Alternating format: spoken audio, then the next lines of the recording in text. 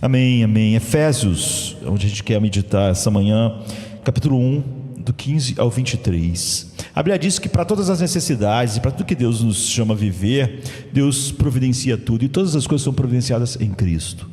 Jesus tem vários ofícios, né? Ele é o cabeça da igreja, ele é rei, ele é sacerdote, e nós precisamos de todos os ofícios de Cristo.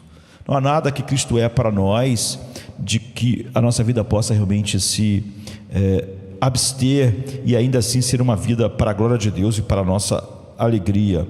Então esse texto diz assim: por essa razão, desde que ouvi falar da sua fé no Senhor Jesus e do seu amor por todos os santos, não parei de dar graças por vocês, lembrando de vocês em minhas orações. Continuo pedindo que o Deus de nosso Senhor Jesus Cristo, o Pai glorioso, lhes dê o espírito de sabedoria e revelação, para que vocês o conheçam melhor. Também oro para que os olhos do coração de vocês sejam iluminados, a fim de que vocês conheçam a esperança para a qual Ele os chamou, as riquezas da gloriosa herança dele nos santos e a incomparável grandeza do seu poder para conosco, os que cremos. Esse poder é como a força grandiosa que Ele exerceu em Cristo, ressuscitando dos mortos e colocando à sua direita nas regiões celestiais, muito acima de todo governo e autoridade, poder e domínio, e de todo nome que se possa dar, não apenas no presente, mas também no vindouro. E Deus colocou todas as coisas debaixo dos pés de Cristo, e o nomeou cabeça de tudo para a igreja, que é o seu corpo, a plenitude daquele que enche todas as coisas em toda e qualquer circunstância. Queridos, essa passagem diz coisas grandiosas a nosso respeito por causa de Cristo, né?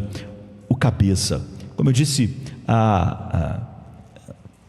o poder do rei que Jesus tem, cada rei da Bíblia apontava para Cristo, mas Ele é o verdadeiro rei, é nele que nós vemos o que aqueles reis de maneira imperfeita apontaram. Você vai ver que desde os juízes de Israel estava sempre se dispersando, sempre sendo vencido, até que era levantado um juiz como Sansão, e então eles tinham paz, eles tinham alguém que lutasse, guerreasse, vencesse suas batalhas, mas assim que aquele juiz saía, eles voltavam a um estágio anterior, e precisava que outro juiz se levantasse, até que vieram os reis. E como Jesus, como cabeça, exerce o seu poder sobre nós, nós conhecemos esse poder realmente age em nós. Há uma realidade espiritual agindo em nossas vidas, muito mais do que nos deixa naquele lugar onde a gente começa a dizer que nós somos homens, nós somos fracos. Isso é maravilhoso, contanto que a gente não transfira esse nós somos homens, nós somos fracos para Deus. Ou seja, a gente diga que é inevitável não vivermos uma vida em que um poder imenso molda nossas vidas, porque nós somos fracos e apenas barro, né? A Bíblia, os homens, tanto no Novo quanto no Velho Testamento, estão sempre falando isso, mas não para a desculpa de uma vida fraca, ou como um mundo sem recursos para viver de uma maneira que glorifique realmente a Deus. Hoje, normalmente as pessoas falam sobre suas fraquezas como uma desculpa, como o humanismo secular faz, como se todos fossem vítimas apenas, e as suas vidas sejam um produto de coisas que ela não está envolvida. Então eu estava lendo há tempos atrás, há bastante tempo atrás, artigos sobre várias cidades, e depois eu vi um documentário que era baseado nessa série de artigos que saiu num site americano, e os vários destaques que várias cidades do primeiro mundo têm nas suas respectivas áreas.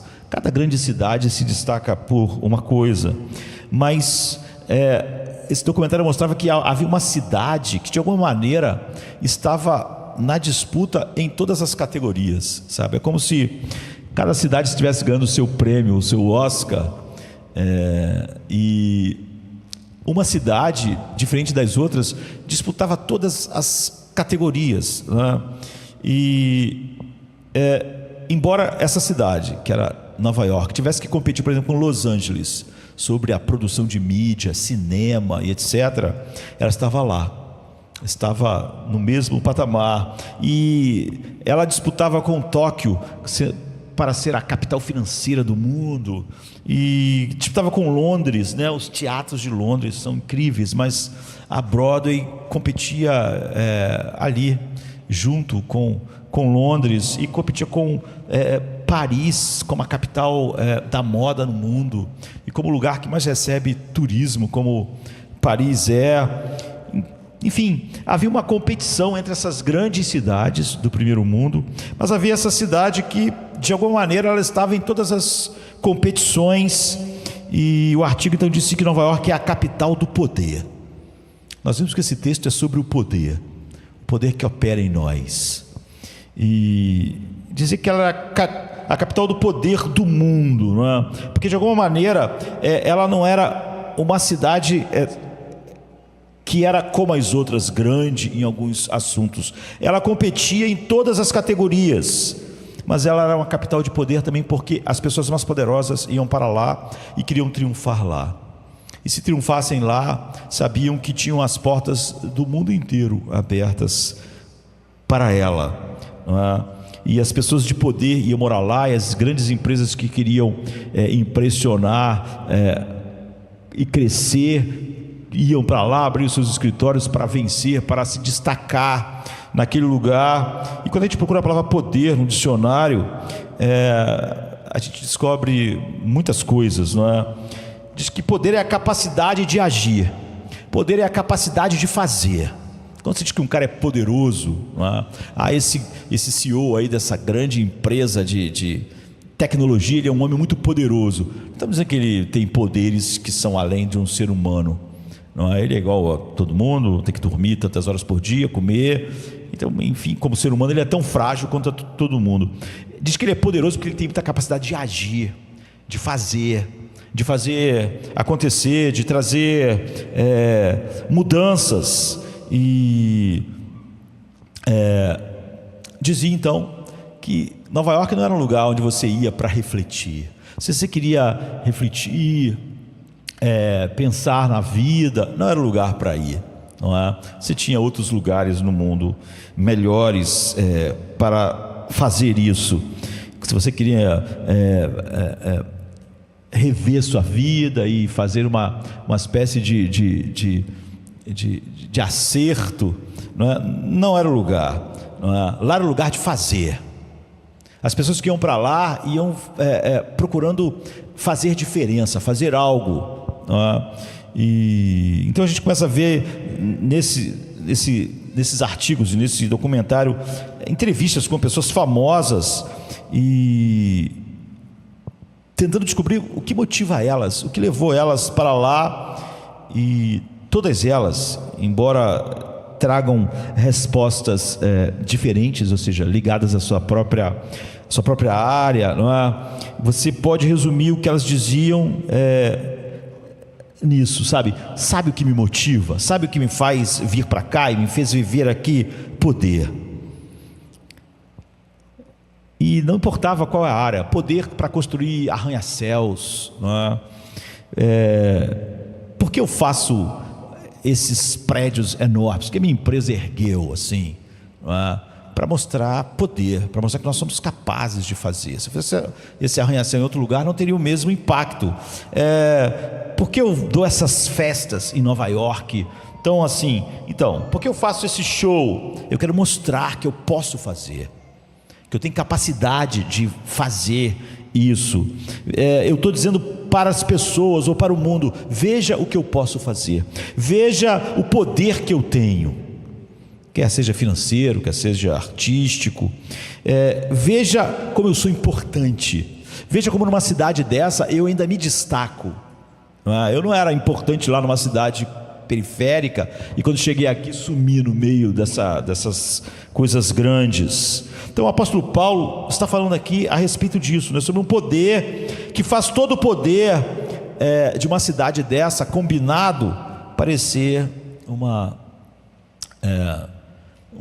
uma pistolinha de água de uma criança, ou seja, nada, né? E ele diz aqui no verso 19, e é disso que trata toda a passagem. A passagem fala muitas coisas, ele está orando, mas está tratando de um assunto, que Deus tem um poder incomparavelmente grande. Isso devia fazer a gente jogar fora tudo que o humanismo secular fala sobre as maneiras humanas de lidar com coisas que nunca ele pode realmente lidar pela sua fraqueza e incapacidade. Então ficarmos todos nós num vitimismo sem fim, não é? Ou então tratando o evangelho como se fosse mais uma ideia humana, incapaz, como todas as ideias humanas são, de consertar qualquer coisa nesse mundo quebrado, não é? E essa é uma grande frase, grande poder em grego aqui, é completamente compreensível para nós, porque as palavras que Paulo está usando foram trazidas para a nossa língua. E a palavra grandeza é a palavra megetos, e a palavra poder é dunamios. Então, o que você tem, quando a gente trouxe essas palavras para a nossa língua, é megaton e dinamite. Você tem o poder assim à sua disposição. É óbvio que as pessoas dizem, está vendo? Paulo disse que o poder de Deus na nossa vida é como dinamite. Ele não disse isso, porque a dinamite não existia. A gente não deve inverter as coisas, não é? A medida em megatons de uma explosão não existia. Mas é óbvio que as palavras são tão poderosas que quando criaram a dinamite, pensaram qual o nome que isso devia ter. Então foram pegar aquela palavra no grego. Então não é que Paulo disse que há o poder de tantas bombas em megatons. Não é isso que ele está dizendo, porque naquela época não existia. Mas o que ele está dizendo é tão forte, tão poderoso, que quando essas coisas vieram a existir, acharam que a palavra que melhor descreveria o poder da dinamite, né, que mudou tudo, né, mudou a construção, as pessoas começaram a abrir túneis no meio de montanhas e abrir caminho, não é? Ou os megatons de uma bomba. Nós não só pegamos essas palavras, como transliteramos, não é, para a nossa própria língua. Então é óbvio que é uma grande frase que Paulo está dizendo, não é? Ele fala sobre megaton da dinamite. A gente poderia dizer assim, como eu disse, não que ele estava pensando no que nós pensamos quando falamos em megaton e dinamite, porque essas coisas não existiam, mas essas palavras são tão poderosas que nós achamos que a única coisa que podia expressar os megatons de uma explosão e o poder da dinamite seriam essas palavras. Então a palavra decisiva aqui, apesar disso, não é elas, é incomparavelmente, que é a palavra que ele usa. Se você tem uma tradução mais antiga, pode dizer o poder excessivo de Deus. A palavra incomparavelmente é uma boa palavra, não é? Ou seja, é algo que não pode ser comparado. Só que quando a gente pensa em medida, a gente está sempre comparando as coisas, porque nós não temos outra maneira de medir as coisas a não ser comparando. Normalmente a forma como a gente mede ou trata as coisas, o modo como nós tentaríamos descrever o poder de algo, é descrevendo ele, comparando ele com outra coisa, para que a gente tenha uma ideia. Então você pode dizer, olha, um furacão tem 1/1000 de poder de uma ogiva nuclear. Então, uma ogiva nuclear tem 1/1000º de poder de uma explosão na superfície do Sol. Por que a gente faz isso? Porque a gente tem que comparar para as pessoas entenderem o que é aquela ogiva nuclear, qual é o poder dela. Você só fala assim que a ogiva nuclear é muito poderosa, mas como poderosa? Então, quando eu digo que ela tem 1/1000º de poder de uma explosão na superfície do Sol, eu dou uma dimensão do seu poder na comparação. E se a gente falar assim, olha, o Sol, tão poderoso quanto apesar de ser ter esse poder imenso, essa energia imensa, o Sol tem apenas 1/1000º do poder de uma supernova explodindo, que é a coisa mais poderosa assim no universo que nós conhecemos, a explosão de uma supernova. Então o Sol, apesar de ser tão poderoso, não é? Ele só tem 1/1000º do poder de uma supernova quando explode. Agora, você vê que aí a gente pensa, pô, o Sol não é nada perto de uma supernova, não é? Essa explosão aqui é grande, mas em comparação com o que acontece no Sol, isso aqui é só 1/1000º daquilo. E o furacão tem poder, mas ele só tem 1/100º daquele poder lá.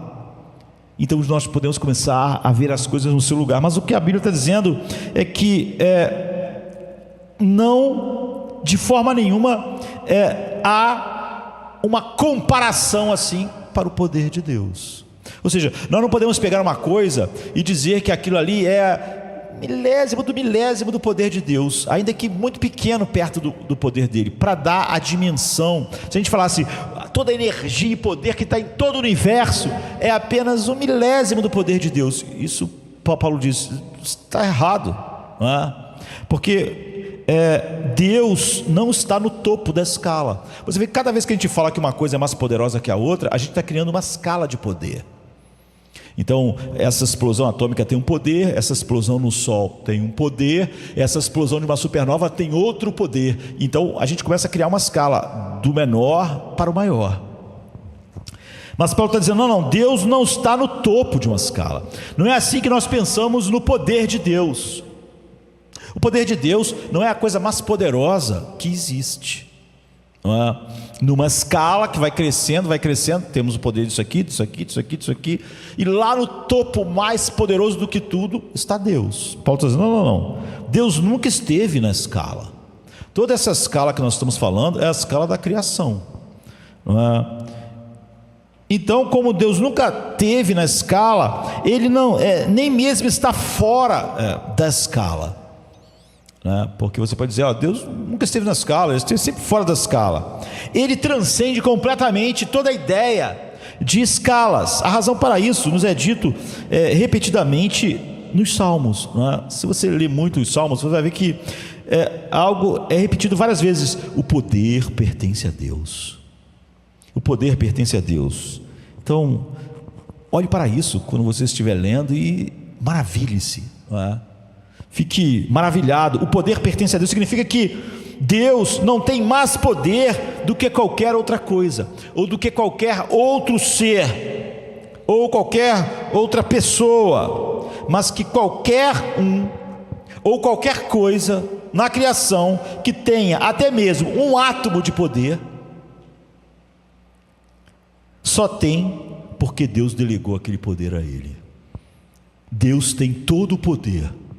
Deus tem o poder de Satanás, Deus tem o poder com o qual você existe, se move e pensa. Deus tem o poder da supernova, Deus tem o poder do Sol, Deus tem o poder do universo. Todo o poder pertence a Ele. Ele não tem mais poder que outras coisas, só Ele tem o poder. Só Ele é poderoso. Ele é todo poderoso, porque não há nenhum poder que não tenha sido dado por Ele. Não há nenhum poder que seja exercido em qualquer esfera que não seja dele. Da mesma maneira que você está usando os poderes de Deus, de respirar, se mover, existir, e muitas das vezes os homens estão usando isso de uma maneira contrária, por enquanto, pelo menos a sua lei preceptiva, não ao seu decreto, a Deus, Satanás também. Satanás também existe, tem o seu poder e mente em Deus, momento após momento. Quando diz que Jesus sustenta todas as coisas pela palavra do seu poder, Ele sustenta também a mente e a existência de Satanás, senão ele não existiria, como sustenta a de cada homem. Agora, esse é um ensino extremamente prático para nós, como Jesus Cristo pôde olhar para Pilatos nos olhos com calma e serenidade, quando sabia que Pilatos estava prestes a despedaçá-lo, e ele tinha o poder de fazer isso. É porque a pergunta devia ser, ele tinha o poder? Pilatos tinha realmente esse poder? Jesus precisava estar atemorizado e desesperado diante daquele homem supostamente poderoso? É isso que Pilatos estava dizendo. Pilatos disse, eu tenho o poder de te esmagar, eu posso decidir se você vai viver ou se vai morrer. Mas Jesus olha calmamente para Pilatos, não de forma leviana, porque ele sabia que Pilatos realmente tinha o poder ali, e o que ele disse? Onde Jesus encontrou sua serenidade? Onde ele encontrou sua falta de temor de Pilatos? Onde ele pôde tirar aquilo que deixava ele na mais completa paz? Ele disse: eu conheço um Deus que é mais poderoso do que você. Não, ele disse mais do que isso. Ele disse: você não teria poder nenhum se do alto não tivesse sido dado a você. O teu poder é o poder de Deus. No caso, é o poder dele mesmo, não é? Jesus disse: eu sei que você tem poder, eu respeito esse poder, mas você não tem um átomo de poder a mais do que Deus está te dando. Você não está numa escala de poder com ele. Você só tem o poder que ele te dá por hora. Todo poder pertence a ele. Todo poder que você tem, Pilatos. E é isso que estamos sendo informados por Paulo aqui. É um poder incomparavelmente grande. Não está em escala nenhuma o poder de Deus. Não tem adversários. Não é que Deus vence porque ele é muito mais poderoso que Satanás. É porque ele é todo poderoso e Satanás tem poder, mas não é todo poderoso. Não é por isso que Deus vence. Deus vence porque o poder de Satanás é dele, e a capacidade de existir de Satanás é dele também. Satanás não tem nenhum poder contra Deus. Nada tem nenhum poder contra Deus, já que tudo usa apenas o poder que Deus concede, dentro dos seus próprios propósitos eternos. Então olhe para os grandes detentores de poder no mundo, não apenas os atuais. Às vezes você não pode olhar para os poderosos no seu bairro, na sua escola, na sua faculdade, no seu trabalho, na mídia, no governo, sem ansiedade e medo, porque de alguma maneira você acha que realmente aqueles poderes são poderes contra Deus, ou poderes que competem a um certo nível com Deus. Mas olhe não só para os dias atuais, olhe para Alexandre o Grande, o monarca absoluto do mundo ocidental. Ele chorou porque não tinha mais mundo para conquistar. Olhe para os Césares, que estavam governando aqui quando Paulo está escrevendo isso. Olhe para Hitler, olhe para as pessoas incrivelmente ricas hoje no mundo. As pessoas dizem: essas pessoas estão decidindo a história, e eles têm realmente poder, podem realmente determinar o curso dos eventos e do mundo. Eles podem determinar o curso da história. César determinou o curso da história, Hitler determinou. Os poderosos do mundo hoje estão determinando o curso da história. Diz aqui que Jesus Cristo está acima de todo nome que se nomeia, de toda potestade. Isaías 40 diz assim: ele reduz os governantes a nada. Isso é poder. Paulo está dizendo, isso é poder para aquela igreja em Éfeso. Não o Império Romano que está cercando vocês, que parece tão poderoso. Então a pergunta aqui para nós é: nós acreditamos nisso? Paulo está orando para que isso seja algo perceptível e real para aquela igreja que ele está escrevendo. Eu acho que muitos de nós provavelmente acreditamos, não é? Eu acredito que Deus tem esse poder todo, mas não é isso que Paulo está orando aqui, para que você diga isso e a sua vida expresse exatamente o oposto de que Deus é assim e tem esse poder. Vocês veem pelo que Paulo está orando, ele está dizendo assim: também oro para que os olhos do coração de vocês sejam iluminados, a fim de que vocês conheçam a esperança, as riquezas e o seu incomparável grande poder. Eu oro para que vocês conheçam, para que vocês não digam que acreditam nisso, mas vivam apavorados com o Império Romano. Eu oro para que vocês falem disso como Jesus disse para Pilatos. Ele não estava apavorado com Pilatos, porque era real para ele. Eu oro para que vocês também oro para que os olhos do coração de vocês, não só vocês falem, eu sei que Deus tem todo esse poder, sejam iluminados, a fim de que vocês conheçam a esperança, as riquezas e o seu incomparavelmente grande poder. Vocês podem saber sobre esse poder, mas vocês conhecem ele como Jesus conhecia, é o que Paulo está dizendo. Vocês conhecem ele como Paulo conhecia, é o que ele está perguntando. Vocês compreendem? Essa realidade penetrou no coração de vocês quando vocês veem o poder de qualquer coisa, da doença, da morte, qualquer poder.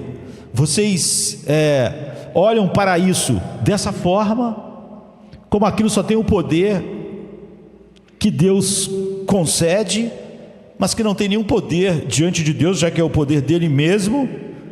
E vocês respondem às situações. Vocês vão responder em Éfeso ao Império Romano a partir dessa realidade. Isso afeta a forma como vocês lidam com pessoas poderosas. Quando tem alguém que pode te causar mal, se você continuar vivendo comprometido com Deus, o fato daquela pessoa ter poder faz diferença? Se fosse uma pessoa que você julga não ter poder, você seria corajoso. Mas se for um Pilatos, um César, se for o chefe, o diretor, alguém importante no mundo atual, alguém reconhecido, alguma mente que adquiriu poder no mundo, isso faz diferença para você? Quando alguém poderoso diz algo, você fica inclinado a querer concordar com aquilo? Mas mais do que isso está fluindo através de você. Ou seja, você não só agora tem uma compreensão real desse poder, mas esse poder está fluindo na sua vida, porque você vê que no verso 19 diz: o seu incomparavelmente grande poder para nós, os que cremos. Ou seja, o poder agindo em nós, para nós. E é a pequena palavra grega aqui, eis, que significa através ou dentro, o poder que age dentro de vocês.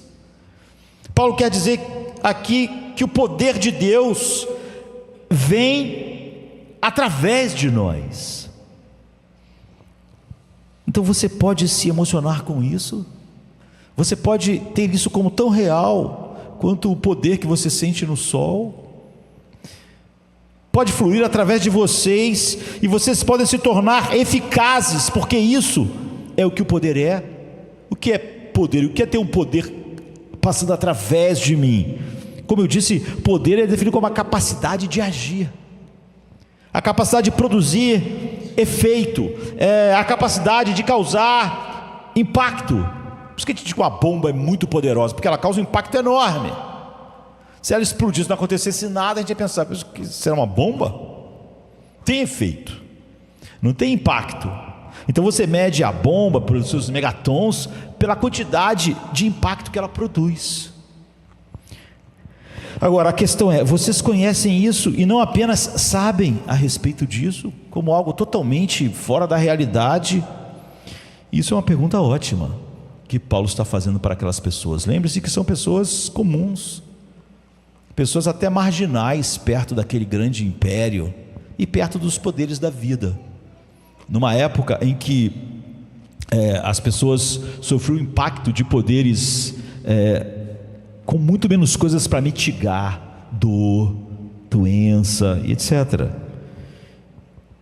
Então nós poderíamos olhar para Pilatos e, em vez de ficarmos paralisados de medo, dizer: olha, você não tem nenhum poder a não ser aquele que Deus está te dando, não é seu. Você não vai poder fazer nada contrário realmente ao que Deus quer. Então ele está dizendo: se vocês vão conhecer isso, vocês precisam olhar para essa realidade, né? Nós precisamos olhar para essa passagem. A passagem diz muito, mas a gente não pode nunca olhar para muito que uma passagem diz, né? A gente sempre tem que escolher aquilo que a gente acha mais importante e que cabe num tempo que nós temos. 3 coisas. Em primeiro lugar, ele chama isso de o poder da ressurreição. Em segundo lugar, isso nos diz que este é o poder do senhorio, porque você vê que ele é como cabeça da igreja que ele exerce esse poder. E só vem às pessoas através do senhorio de Cristo. Ou seja, esse poder só está disponível de uma maneira transformadora e salvífica em Cristo, né? Ele sendo o nosso cabeça. Em terceiro lugar, é o poder que só vem às pessoas nascidas de novo e que foram regeneradas. Então é o poder da ressurreição, é o poder do senhorio e é o poder espiritual. Nada aqui está falando sobre nossas capacidades, a bioquímica do nosso cérebro, os nossos corpos biológicos. E a gente vai olhar isso no tempo que a gente tem aqui. Então Paulo diz: deixe-me falar sobre o incomparavelmente grande poder de Deus. É óbvio que Paulo está falando isso porque quer que eles conheçam realmente. Ele está dizendo: eu oro para que vocês conheçam isso. E esse é o poder que ele usou para fazer o quê? Quando Paulo vai dizer quão grande é esse poder, nós ficamos esperando, já que estamos com um problema de escalas aqui, né? Ficamos esperando o que ele vai falar. E ele disse que Deus usou esse poder para ressuscitar Jesus Cristo dos mortos e assentá-lo à sua direita, acima de todo governo e autoridade, poder e domínio. Agora, por que Paulo, na hora de dar uma dimensão do poder, ele traz essa imagem para nós? Por que ele não disse assim: este é o grande poder? Vocês querem saber como é esse grande poder que opera? Então, esse é o grande poder que Deus usou para colocar os planetas em órbita. Você pensa: caramba, que poder, não é? O que pode fazer isso? Ou então ele diz: isso é bastante poderoso. E vocês querem saber como esse poder é grande? Esse é o poder que Deus usou para empilhar todas as estrelas do universo e colocá-las lá. Agora, isso é bastante poderoso. Mesmo o ser humano com as suas escalas não tem ideia de que poder poderia fazer isso. Não, ele vai para a ressurreição de Jesus. E aqui está o porquê ele faz isso. De todos os poderes que você pode encontrar no mundo, não há nenhum poder como a morte. Tudo está morrendo. Tudo, das coisas menores às maiores que você está olhando. Esse planeta um dia vai morrer, quando o seu Sol morrer, e todo o sistema vai morrer. Cada grande estrela vai morrer. O que é a explosão de uma supernova, senão o colapso de uma grande estrela? E todas as coisas, eu já disse isso aqui, elas só têm poder à medida que elas pegam um pouco do poder da morte. Você diz assim: olha, o furacão que vem é muito poderoso, então vamos ter cuidado, vamos nos preparar. Quem puder sair da cidade, quem não puder, se puder ir para um bunker, né, e se preparar. Agora, por que o furacão é poderoso? Porque ele pode matar. Se o furacão não pudesse matar ninguém, a gente ia ficar para assistir. Ia ser muito interessante você poder ficar ali e ver o furacão, ficar no meio do furacão e ir para o olho do furacão e contemplar. Você ia achar o máximo. Ia virar um grande evento a passagem de um furacão, se ele não tivesse o poder de nos matar. Se nós pudéssemos ficar lá e assistir aquela grande demonstração de poder da natureza. O problema é que o furacão, ele carrega um pouco do poder da morte, e por isso que a gente sai da cidade. É por isso que a gente quer ir para um lugar seguro. Você vê, não é seguro. Não é seguro por quê? Não é seguro porque ele nos mata. Não é seguro porque ele nos destrói. A humanidade pode aproveitar parte do poder da criação, não é? Nós podemos temos hoje capacidade de dividir o átomo, podemos fazer muitas coisas, mas apesar disso todo mundo morre. Então você vê pessoas geniais, mentes geniais, que fazem descobertas geniais, um Einstein da vida, mas você sabe, ele não tem muito mais do que 70 anos para viver. E não importa se nós dividimos o átomo, não importa se nós fizemos coisas incríveis, não importa se nós mandamos foguetes para o espaço, nós vamos morrer. Não importa quão genial seja Elon Musk, ele é um homem, está com 50 e poucos anos e não tem muitos anos de vida a mais. Tudo o que nós descobrimos, todas as coisas incríveis, não deixam a gente nem perto de poder lidar com a morte. E vocês não percebem então que a morte é o principal poder que está contra nós? Qual o principal poder contra nós? É a morte. É o poder da morte. Morte física, morte espiritual, é a morte. A Bíblia chama a morte de o último grande inimigo. É um grande título, não é? Não um dos grandes inimigos, mas o último inimigo a ser destruído é a morte. Jó chama de o rei dos horrores. E se você pudesse vencer esse poder, aí, cara, o céu era o limite, não é? É isso que todo mundo, os homens, ainda mais no seu orgulho e arrogância, mais queriam vencer isso. O poder da morte, a gente não percebe que não haveria outro poder que fosse páreo para nós. Se nós vencêssemos esse, nós íamos acabar dominando todas as outras coisas. Se a morte fosse vencida por nós, eu poderia ir para o sol numa nave. O que o sol ia fazer a mim, se ele não pode me matar? Se a sua gravidade não pode me esmagar? Se sua temperatura não pode me fritar? Então eu podia explorar qualquer coisa. Nada mais estaria fora do meu alcance. O espaço inóspito, né? Sem ar, sem nada. Então, mas o que tem? Não pode me fazer mal. Aquela estrela é muito longe, ela está a 20 mil anos-luz. E daí? Eu vou lá. Eu tenho tempo, não é?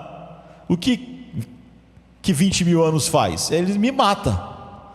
Porque na verdade esse mundo me mata em 70 anos, em 80 anos. Ele começa a me matar e não há nada que eu possa fazer para parar isso. As pessoas fazem muitas tentativas, não é? Mas são só cosméticos. Aquela pessoa ali está com 80, mas nem parece. Parece, acredite. Ela está com 80 anos, não importa como é a sua aparência. Não tem mais muito tempo. A morte fez o seu bom trabalho, entre aspas. Se vocês pudessem vencer o poder da morte, você ia poder querer o que? Eu quero passar férias no sol. Você podia ir para o sol e acampar lá, e ficar uma semana lá, e ver coisas inimagináveis, coisas maravilhosas para se ver de perto. E é exatamente isso que Deus fez. Ele quebrou o poder da morte, porque o poder dela também é dele. Em Atos 2, Pedro diz: mas Deus o ressuscitou dos mortos, livrando-o da agonia da morte, porque era impossível que a morte o mantivesse sob o seu domínio. Eu já disse que a morte é como um animal que ela engole e devora, devora não, ela digere, não é?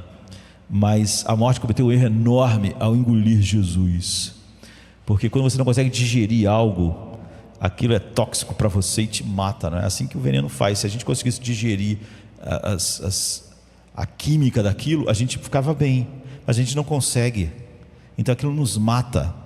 Por isso que John Owen diz: a morte da morte na morte de Cristo. Então é por isso que Paulo pode dizer: ó morte, onde está a morte, a tua vitória? Ele está dizendo isso para a coisa mais poderosa que nós conhecemos. Mesmo um anjo, um querubim, quando peca, morre espiritualmente, e então ele vira um demônio. Paulo está dizendo para esse poder: onde está a morte, a tua vitória? Onde está a morte, o teu aguilhão? Isso é uma provocação, queridos, é incrível.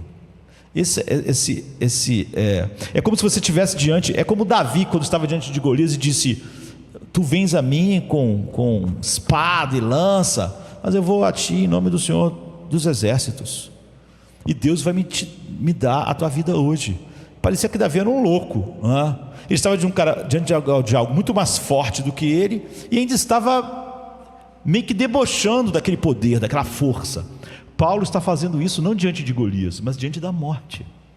A morte está diante dele com sua cara mais feia possível e assustadora, e Paulo debocha dela. Ó morte, onde está a morte, a tua vitória? Onde está o aguilhão?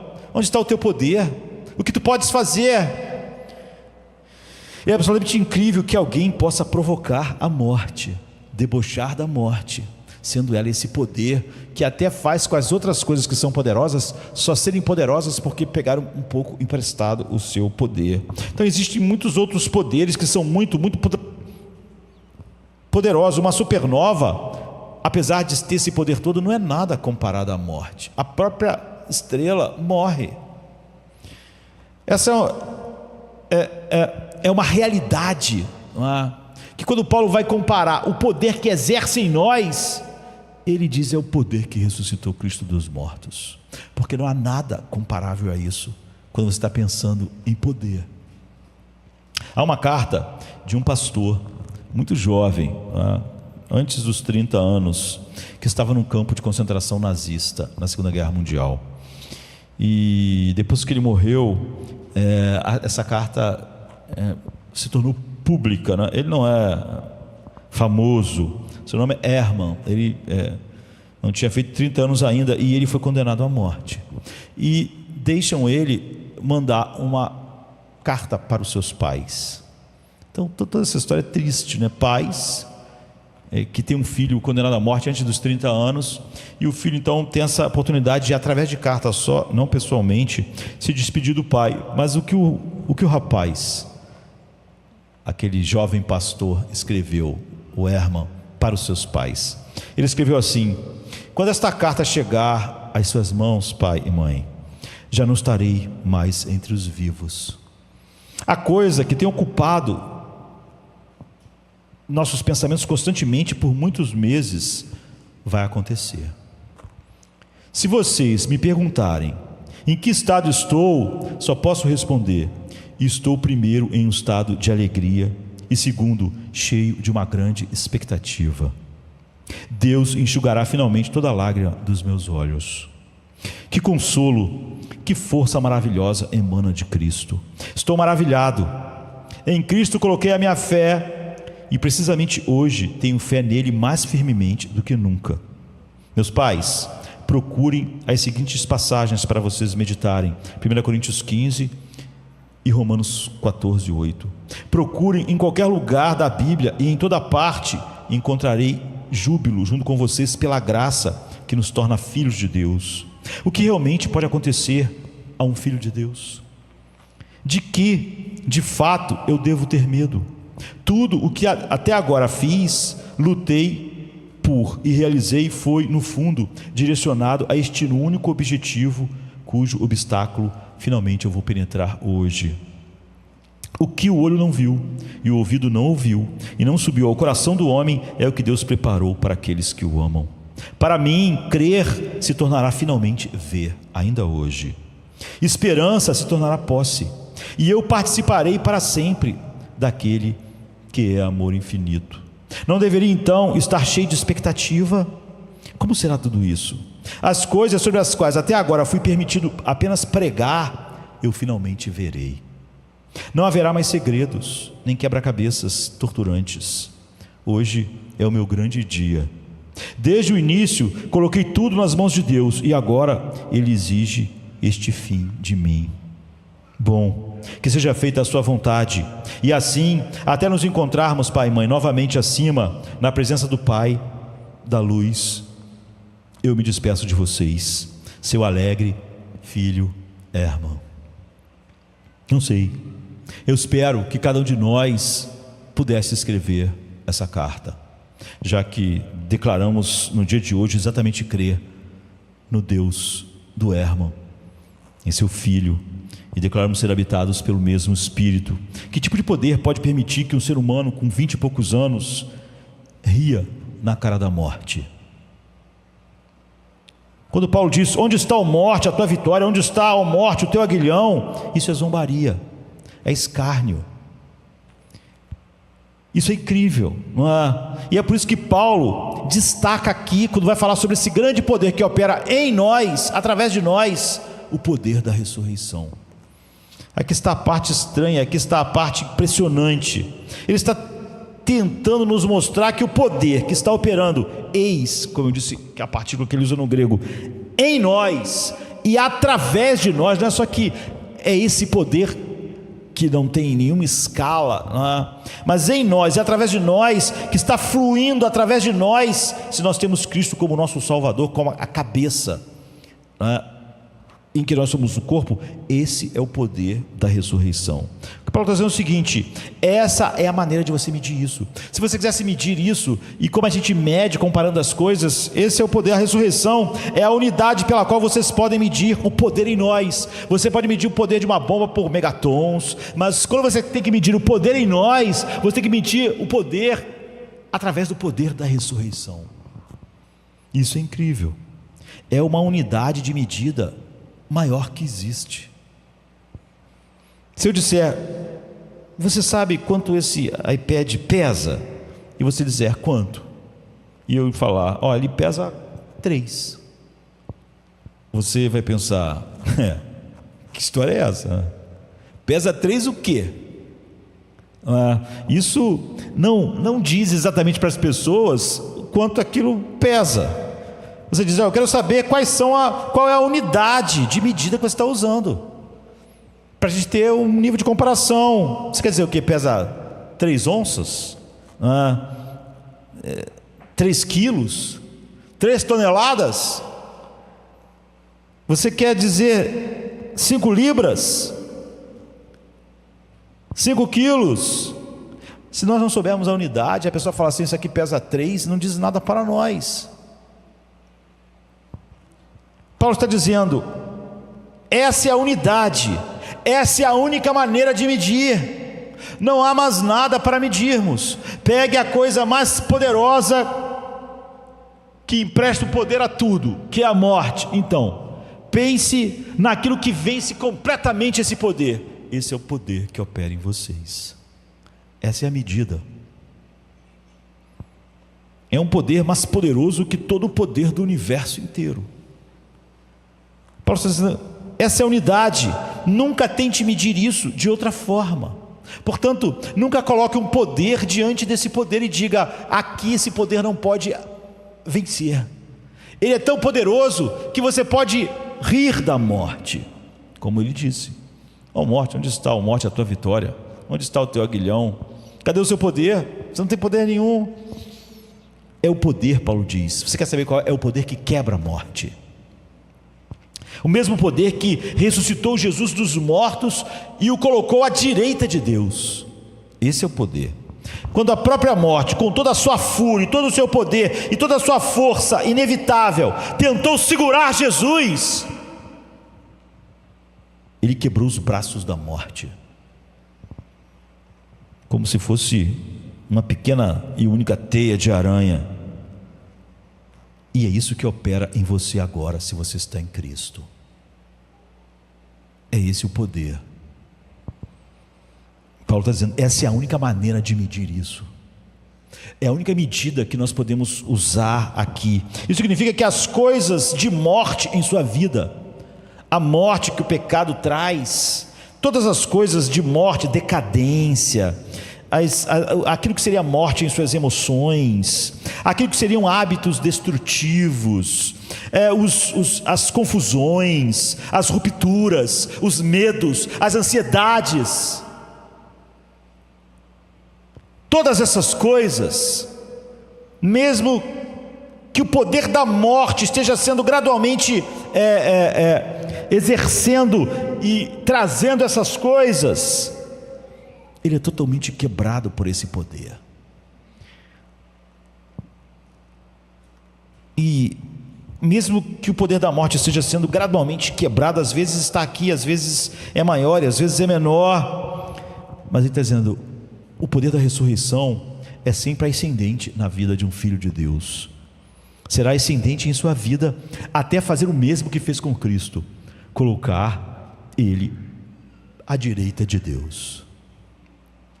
Por que vocês acham que Paulo pode descrever e escrever para toda a igreja de Filipos e dizer, tenho certeza de que aquele que começou a boa obra em vocês irá completá-la até o dia de Cristo? Porque ele fez isso, não é? Porque ele pegou o nosso cabeça e elevou até a sua direita, e a morte não teve nenhum poder para impedir isso.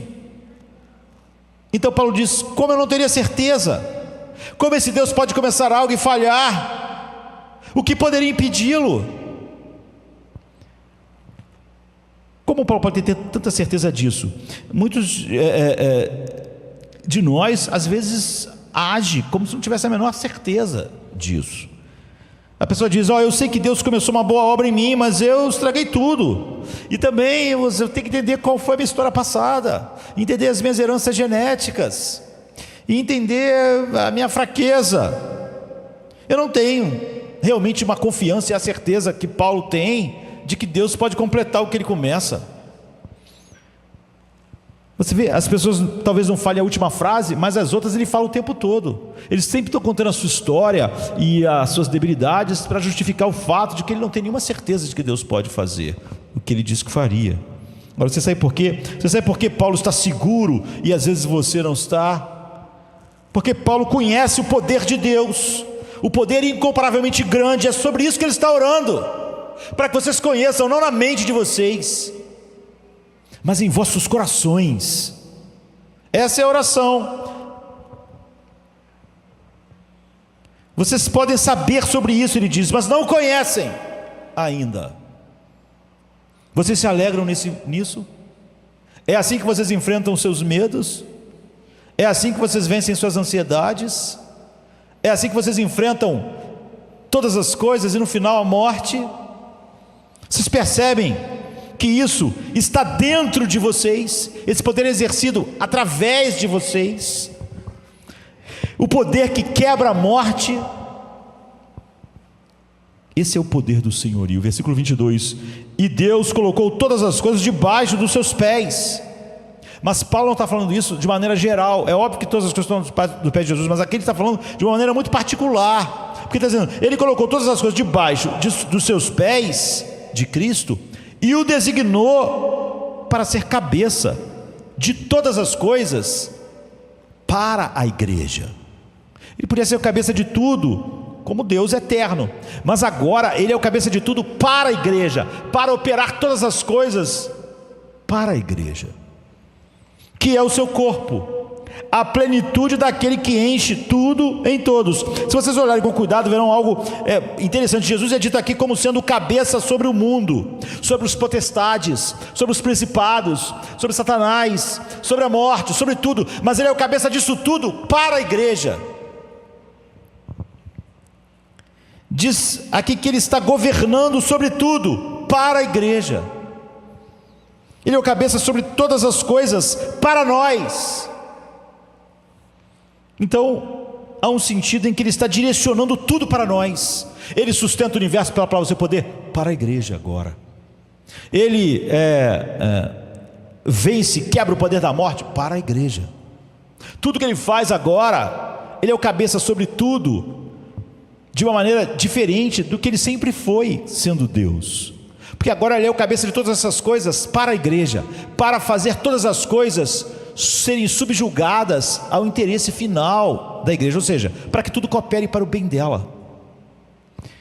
No entanto, esse verso também nos diz que somos parte do seu corpo. Está falando sobre o importante ensinamento paulino de que Jesus é a cabeça e nós somos parte do seu corpo, a igreja. Então a gente vê aqui dois tipos de poder. Há um poder que Deus exerce para nós, a ordenar tudo no mundo para nós, por causa de nós, ao conduzir a história e todas as coisas. E é um poder de Deus sendo exercido dentro de nós, porque se ele só estivesse exercendo todas as coisas para nós, você podia dizer, no final todas as coisas vão estar subjugadas ao interesse final da alegria e do desfrute da igreja de Deus em Cristo. Mas nós não temos nada, não é?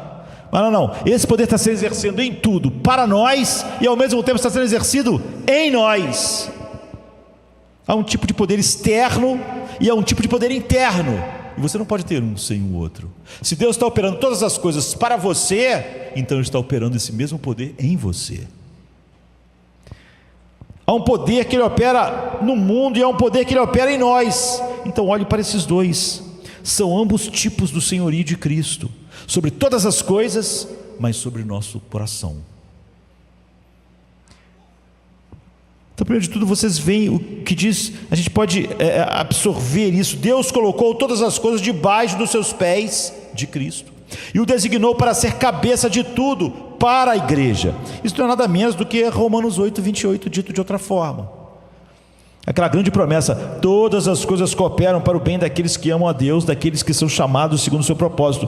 Todas as coisas cooperam para o bem. Isso está dizendo que se vocês pertencem a Ele, tudo que acontece lá fora está acontecendo para vocês.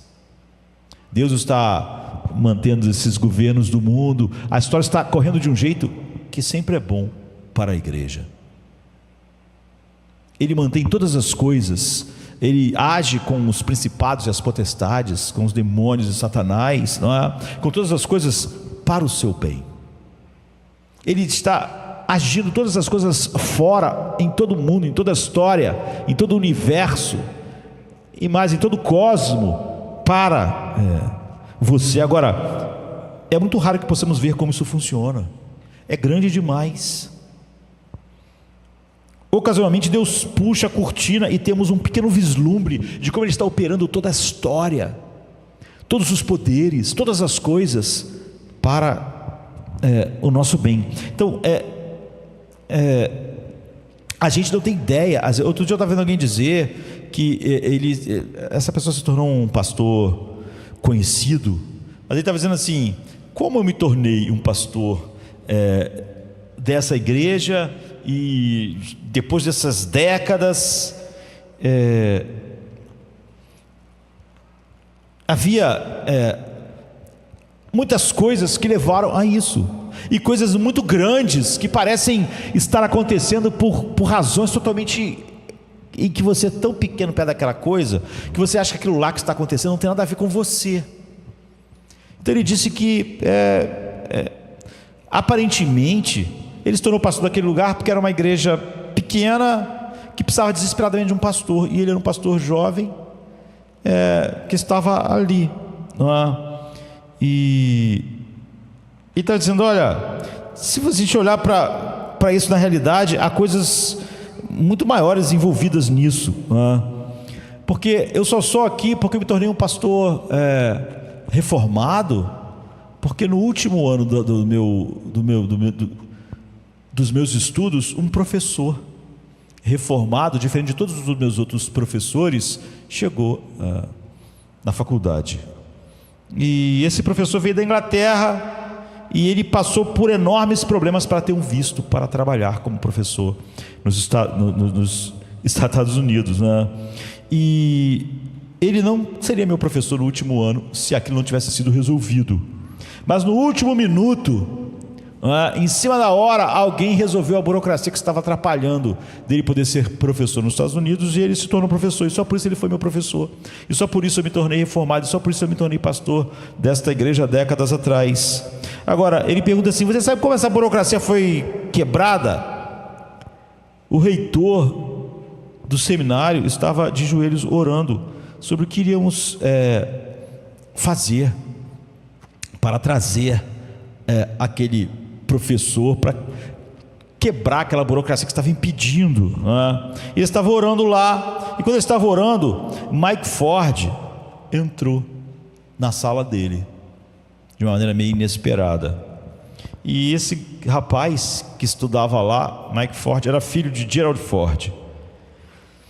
E ele entrou e ficou esperando o reitor acabar de orar, e ele ouviu a oração, e ele perguntou assim: o que está acontecendo? Você estava orando, eu estava aqui ouvindo, e foi porque esse garoto ouviu a oração que toda a burocracia foi quebrada,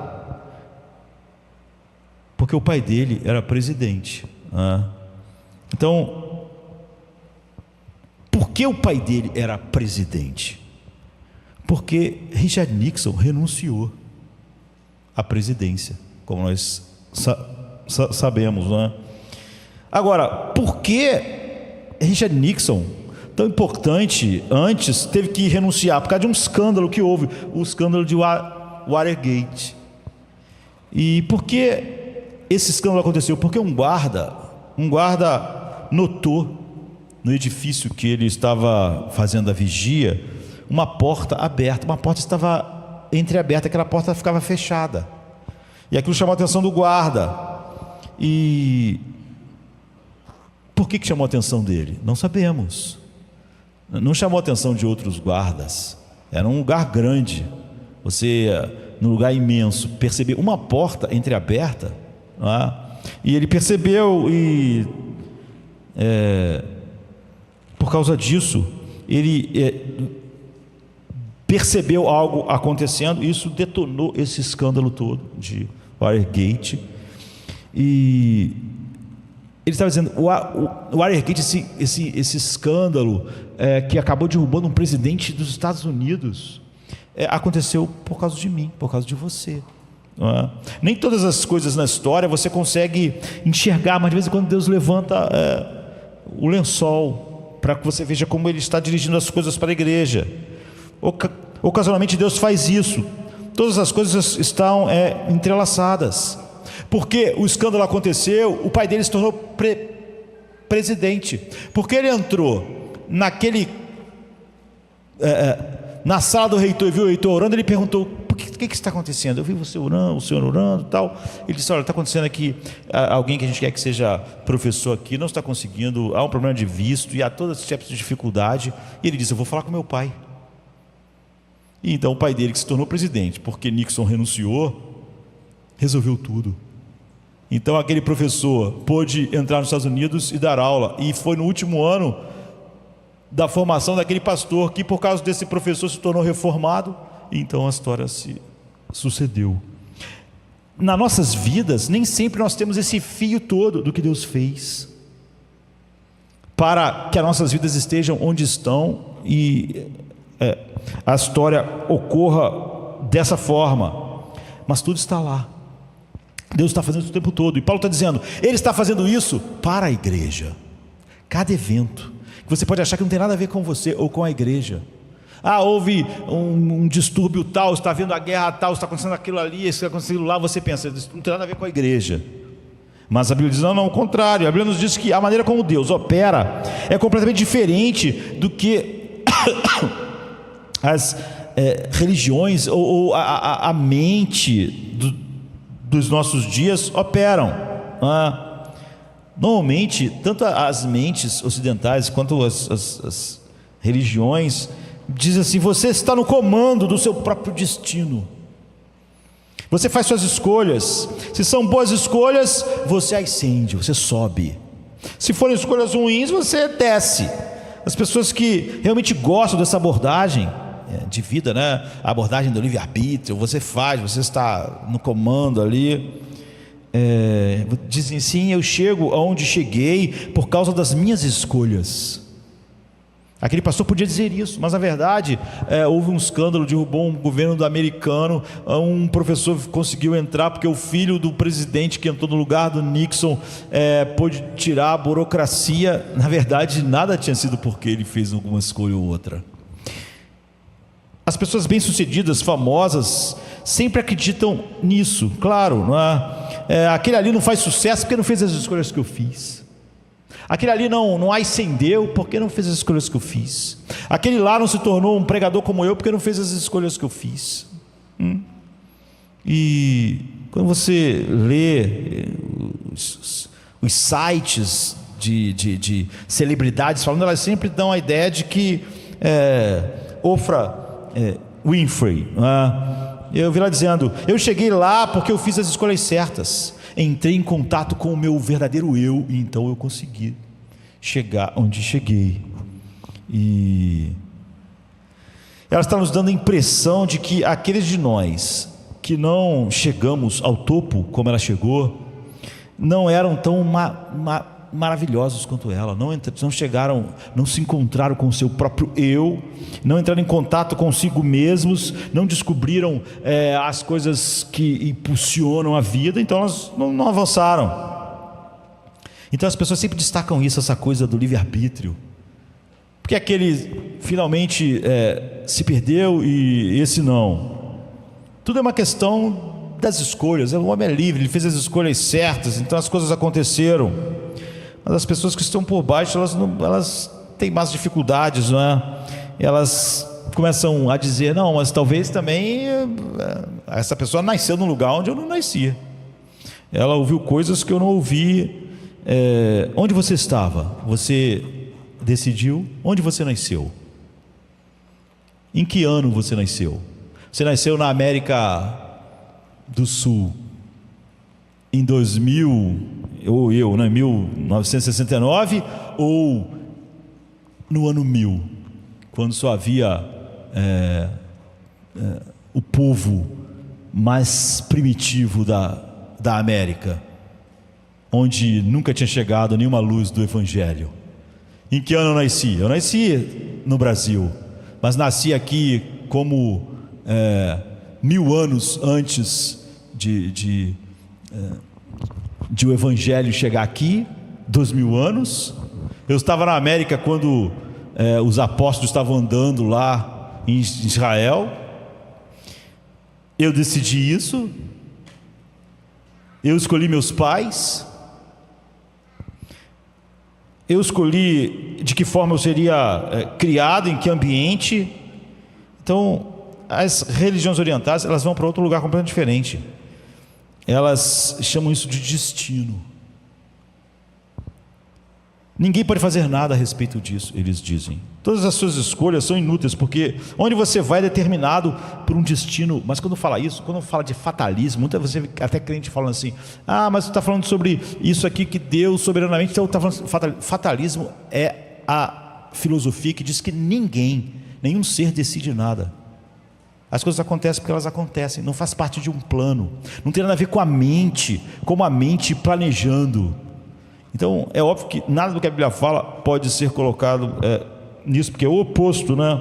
O cristianismo não fala nenhuma dessas coisas. O cristianismo diz: olha, a resposta para o que a Ofra, o Infra está falando, a resposta para o que as religiões orientais estão falando, a coisa que liberta e une tudo isso é o poder incomparavelmente grande de Deus.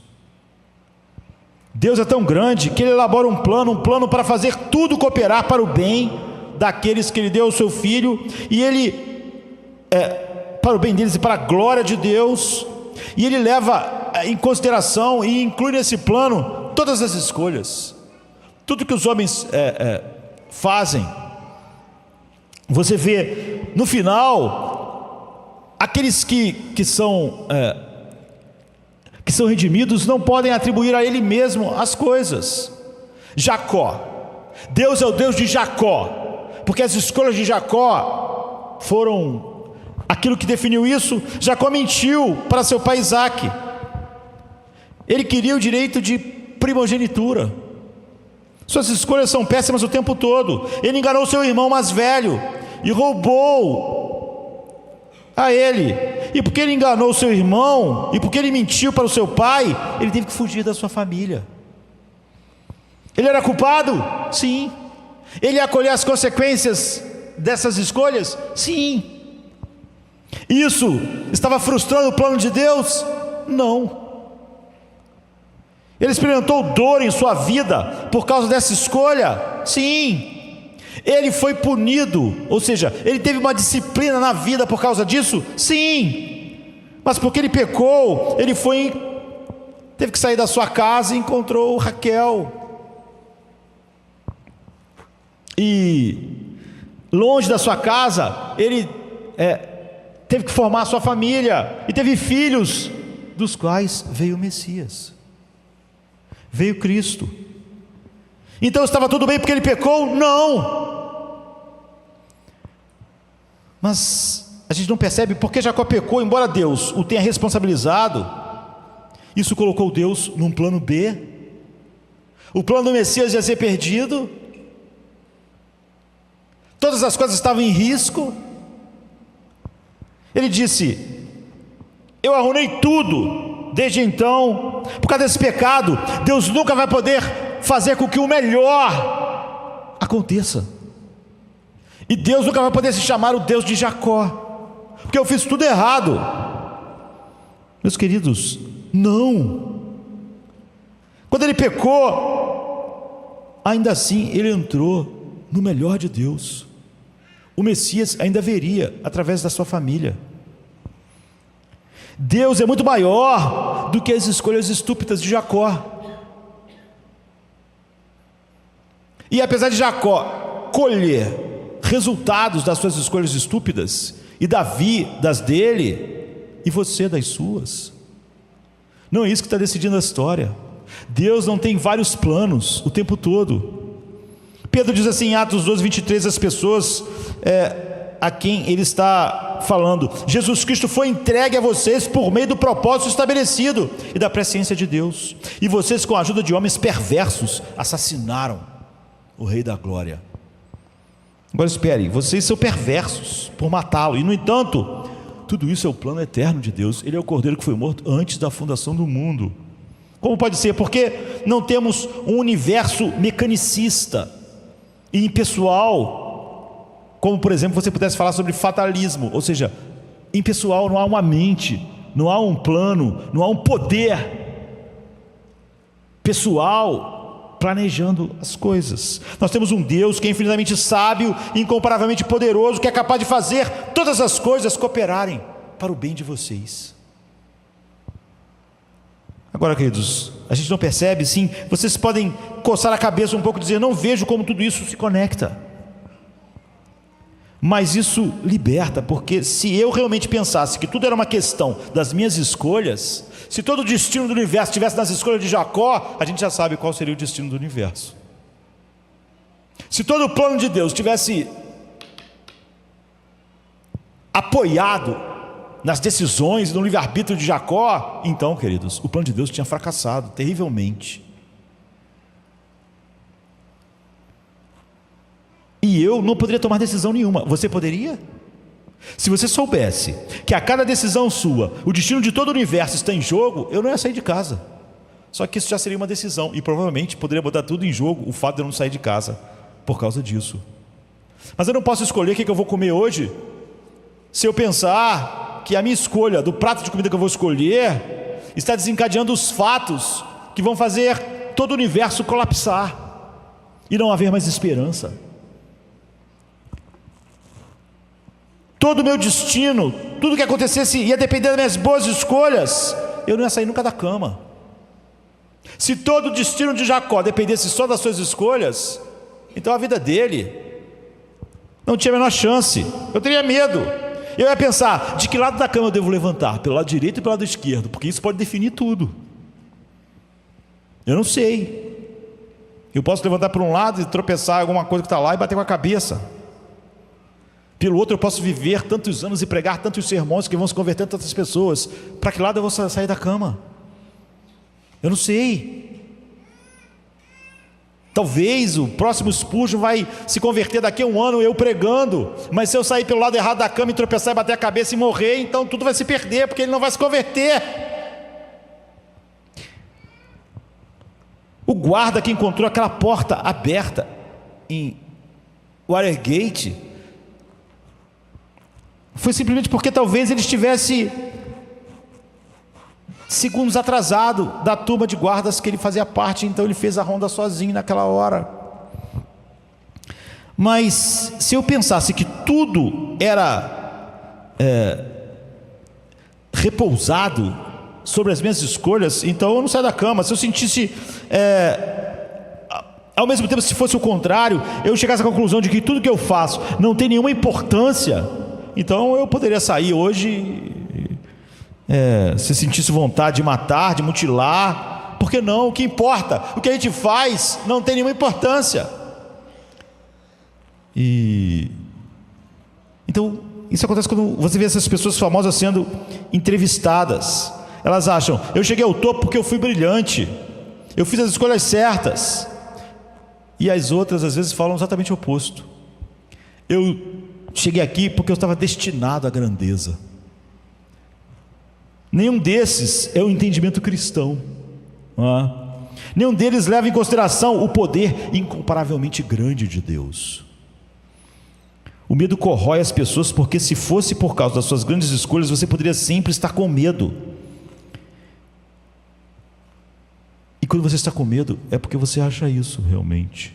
Se você fez sucesso como um grande comediante, você vai ficar sempre corrido com medo. Será que as pessoas vão achar engraçada a minha piada daqui a 10 anos?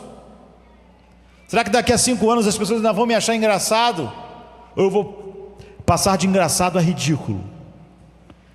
Por outro lado, se você acha que é apenas destino, você sempre estaria corrido pelo medo, porque o que acontecesse se o destino te virar as costas? Se o destino que te tratou bem durante um tempo começar a te tratar mal? Se o destino é uma coisa impessoal, então o que garante que amanhã tudo não esteja correndo de maneira totalmente oposta a qualquer coisa que possa ser boa para mim? É o poder incomparavelmente grande de Deus, e esse poder está voltado para a sua alegria e benefício, se Ele te colocou em Cristo. Todas as coisas cooperam. Isso nos dá responsabilidade, mas, meu Deus, isso nos dá segurança. Vocês conhecem o poder de Deus, é o que Paulo está dizendo para os Efésios, não na mente de vocês, vocês conhecem eles em e através de vocês, e vocês conhecem Ele em seu coração, de tal maneira que Ele faz diferença em como vocês veem todas as coisas, encaram todas as coisas que de outra forma seriam poderes paralisantes. Vocês não apenas sabem sobre esse poder, vocês construíram a sua vida com base de que Ele exerce todo esse poder, o poder que ressuscitou Cristo dos mortos em e para vocês, exerce esse poder fora de vocês, exerce esse poder dentro de vocês. É desse lugar que vocês tiram sua força, é desse lugar que vocês tiram aquilo que vence a ansiedade e o medo, ou vocês têm o mesmo recurso que o mundo tem, e então as mesmas realidades finais. É por isso que ele está orando. Há outro tipo de senhoria, né? Nós somos o seu corpo, ele diz. Isso é algo incrível, né? Nós estamos acabando. Essa imagem é minha cabeça e meu corpo. A cabeça se relaciona com o corpo, queridos, de várias maneiras. Em primeiro lugar, num sentido de autoridade. Claro, o seu corpo só faz o que sua cabeça manda. Apesar de sua cabeça não estar em todo o seu corpo, é ela que determina tudo que o seu corpo faz. Há essa autoridade, e o corpo só não obedece à sua cabeça se ele estiver doente, se houver uma paralisia, se houver um problema neurológico, porque saudável, um corpo sempre obedece aquilo que a cabeça determina. Não é? A única maneira disso não estar acontecendo é que há uma patologia agindo. Mas isso não é tudo que o senhorio de Cristo significa. Senhorio não significa apenas autoridade, mas também significa intimidade, porque o corpo e a cabeça participam da mesma vida. Uma cabeça não é costurada no corpo, nem o corpo é costurado na cabeça. Eles não são grampeados, mas eles são combinados no mesmo tecido vivo, ligado pela mesma vida. Agora isso chega no cerne do que um cristão é. O que é um cristão? Talvez se perguntasse a pessoas diferentes e elas não olhassem para a Bíblia, elas vão ter ideias diferentes do que é o cerne de um cristão. Algumas pessoas dizem: o cerne de ser um cristão é você ser, o mundo ocidental é cristão. De tal maneira que muitas pessoas vêm para o Ocidente saber como os cristãos são, como eles vivem, que tipo de sociedade o cristianismo produziu, que tipo de cultura. Então alguém às vezes vem do Oriente porque ele não viveu assim.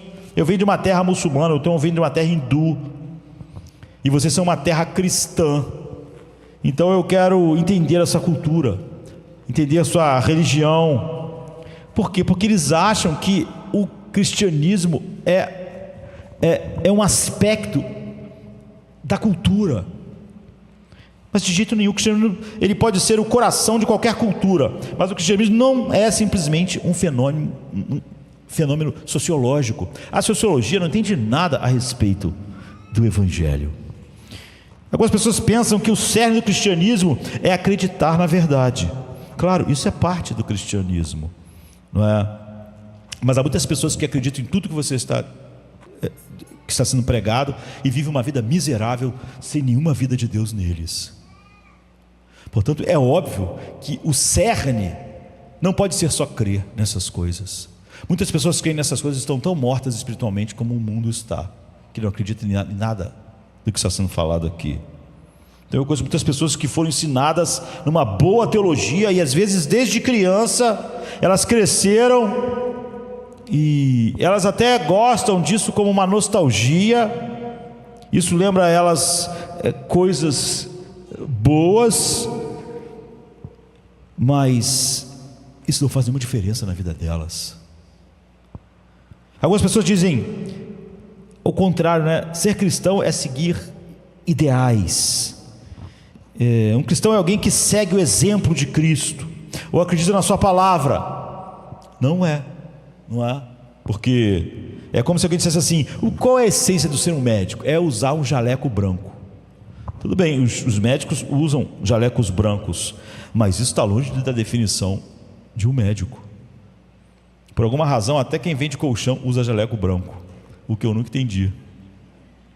Tem coisa que a gente realmente nunca vai entender, mas pode ver, todo mundo que vende colchão usa um jaleco branco, como um médico, sei lá. Qual é a ligação? Eu não tenho ideia. Mas você vê, usar um jaleco branco é algo incidental no que um médico é.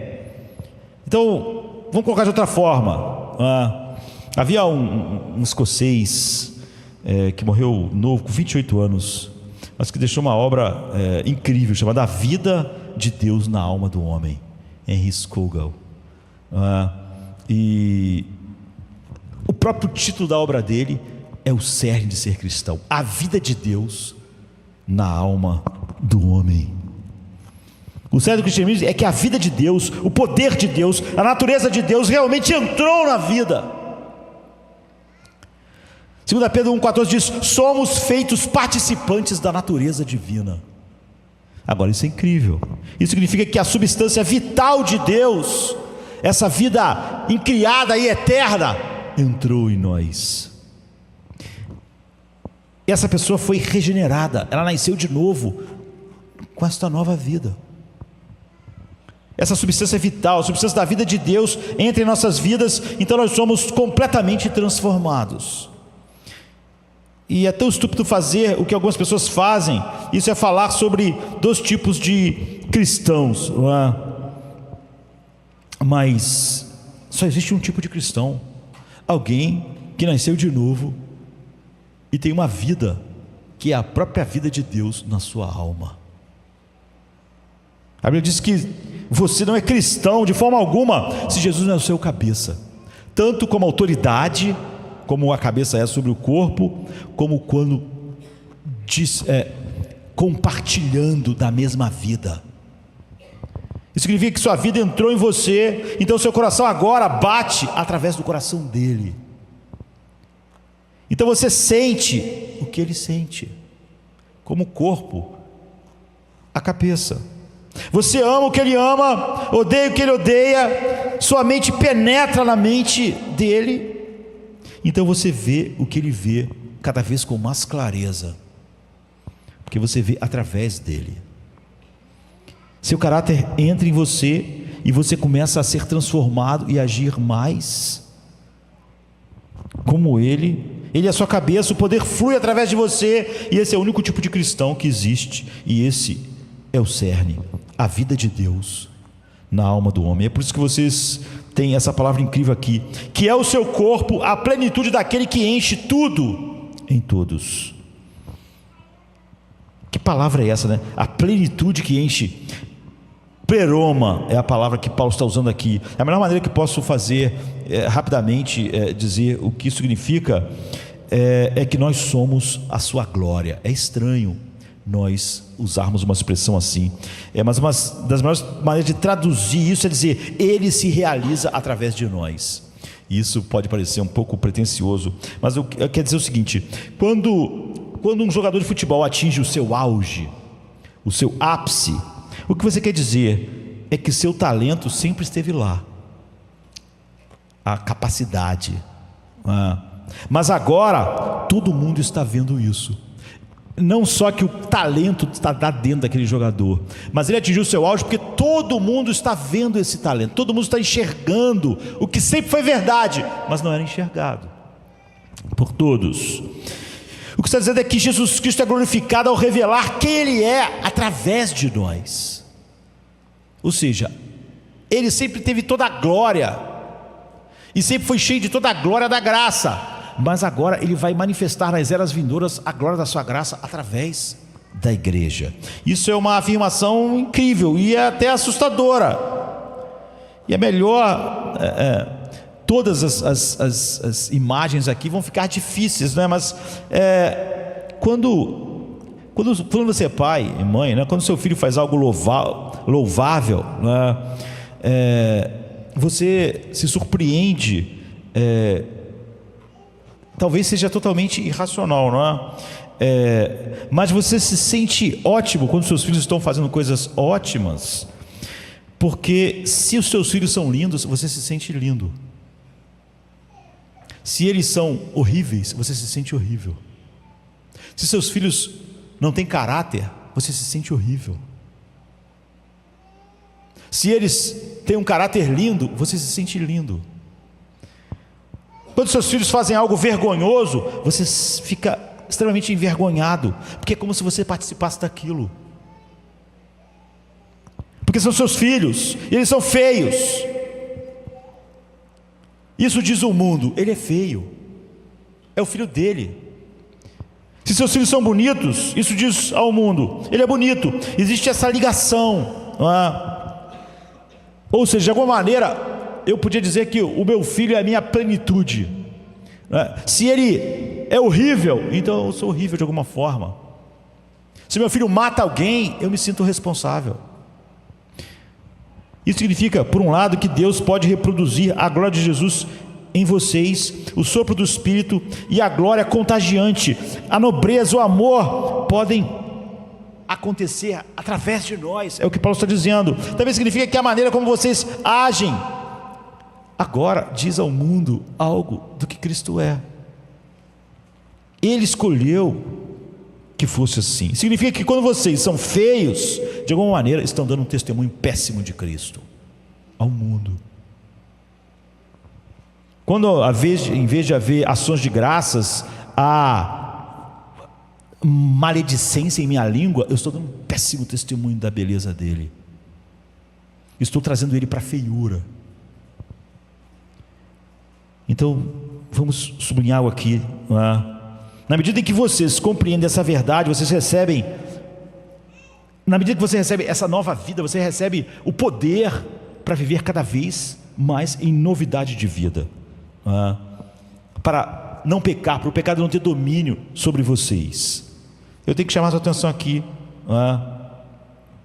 ele está aqui esta manhã, ele está conosco todo o tempo. Na medida que vocês entendem isso e compreendem essa verdade, vocês estão conectados a essa plenitude.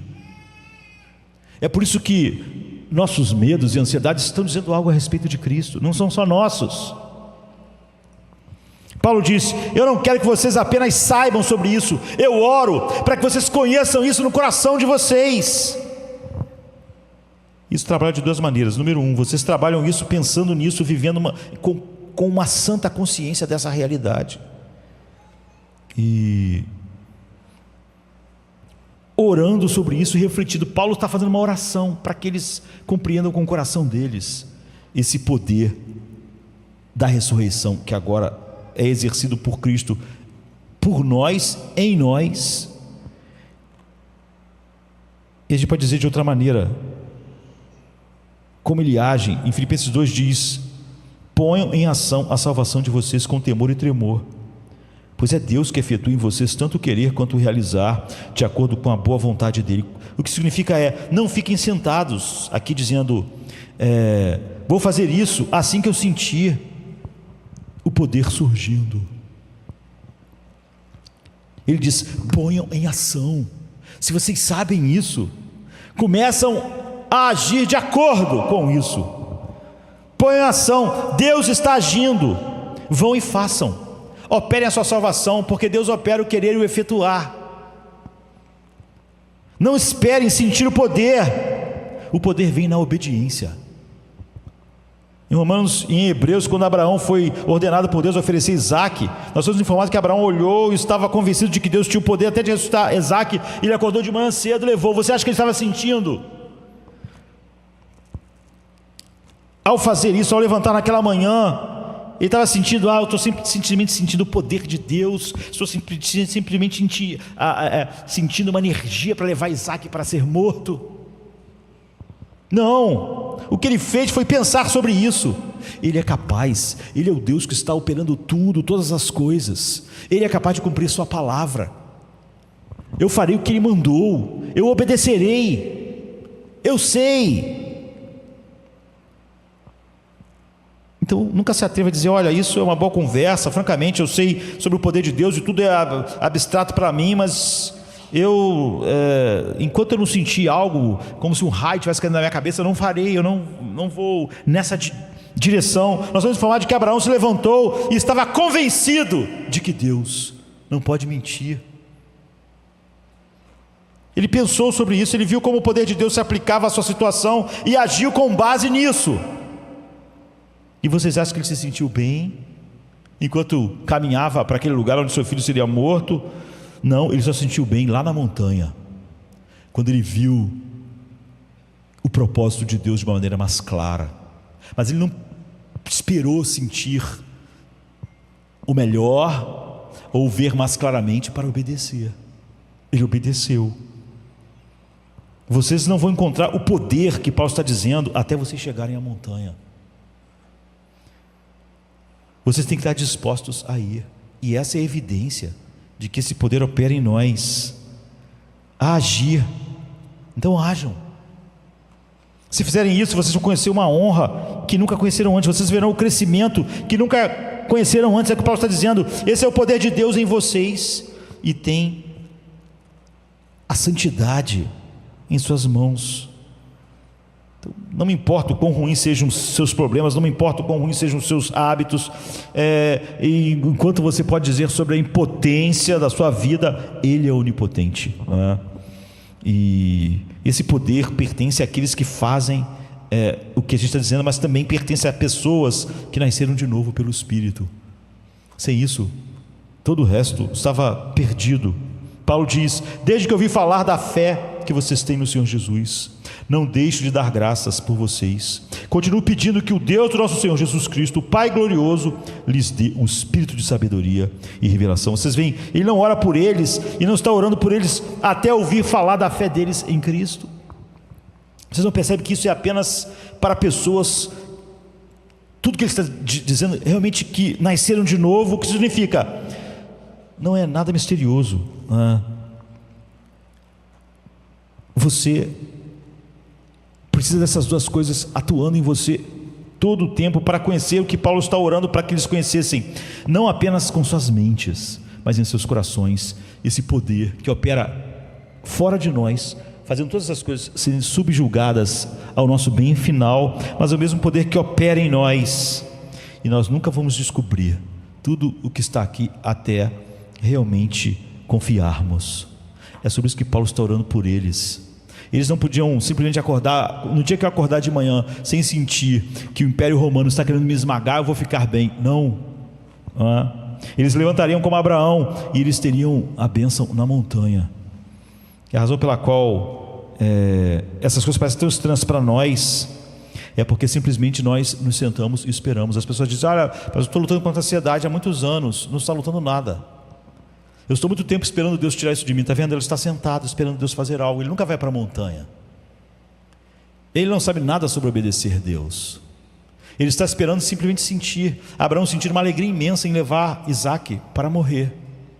Mas ele não quer sentir isso. Só na montanha. É lá que os efeitos finais do que Paulo está dizendo acontecem em nossas vidas. E é por isso que ele está orando pela igreja dos Efésios. E é por isso que nós oramos por Jardim da Luz. Vamos ficar de pé, vamos orar. Pai, obrigado por esta manhã. Que a Tua graça, Senhor Pai, nos conduza realmente em triunfo. Que cada um de nós sejam homens nascidos de novo, mulheres nascidas de novo. E que, Senhor Pai, nós vejamos a grandiosidade desse poder que não tem escalas. O poder que tirou Cristo dos mortos e colocou à sua direita, que agora opera fora de nós em todas as coisas, mas também opera dentro de nós. Que essa oração de Paulo por esta igreja, para que eles conhecessem no coração deles essa verdade, de tal maneira que isso definisse como eles agiam, como enfrentavam cada situação, seja realidade para nós, como Paulo desejava que fosse para aquela igreja em Éfeso. E que, Senhor Pai, cada um de nós ó Deus, sinta a grandiosidade do poder infinito que é exercido para nós e em nós, porque Cristo é o nosso cabeça, é a autoridade, mas, Senhor Pai, não apenas a autoridade sobre o corpo como a cabeça exerce, mas é o poder vital, que agora é a mesma vida tua em nós, por causa do seu Filho, na habitação do seu Espírito, em nome de Jesus. Amém, amém. Vamos cantar. O que mais nos reunimos para fazer, a não ser para sermos edificados pela palavra de Deus, orarmos para que Deus pegue toda essa verdade e não deixe ela em nossas mentes apenas, porque o pássaro facilmente tira as aflições, como o sol que nasce logo mata essa semente, ou os espinhos, os cuidados da vida sufocam isso um dia ou dois depois que nós ouvimos. Não, que seja em nós esse poder que não tem escalas, não é? Esse poder que ressuscitou Cristo dos mortos e o colocou à direita do Pai. É sexta-feira chega trazendo a noite em seu manto, Jesus em súplicas, enquanto Pedro sucumbe ao encanto do sono. Judas, com seu beijo, selou o destino. Traição que esboça o pranto no silêncio da noite, a esperança parece se esconder, mas o eco do domingo aos poucos começa a nascer. Pilatos em sua indecisão, o sinédrio em conspiração, a turba em escárnio desconhece a ressurreição. Discípulos fugitivos, corações partidos, Maria em lágrimas, Pedro nega, o galo canta anunciando a manhã que tarda. É sexta-feira, clama a criação, mas o domingo se anuncia, trazendo redenção. Nosso Salvador, sob o peso da cruz, caminha entre a multidão que zomba, sua santidade diminui. A coroa de espinhos, o sangue que escolhe marcas de amor infinito. É sexta-feira, mas a esperança do domingo não está tão distante. Elevado na cruz, entre criminosos a dor se faz presente. O véu se rasga, a terra treme, o céu escurece, um silêncio envolvente. A pedra colocada, os guardas se postam, a vigília começa, mas a promessa do domingo no coração ainda aquece. É sexta-feira, mas não é o fim. Domingo vem aí com vitória sem fim.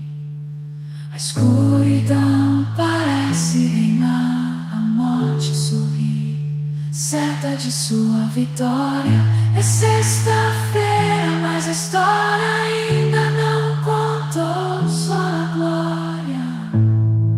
O pecado julga ter vencido, a esperança parece falhar, mas a luz do domingo já começa a brilhar. O túmulo agora vazio, a pedra removida, Jesus ressuscitou, trazendo vida. Manhã de domingo, brilha a esperança restaurada. A morte foi vencida, a redenção proclamada. É sexta-feira,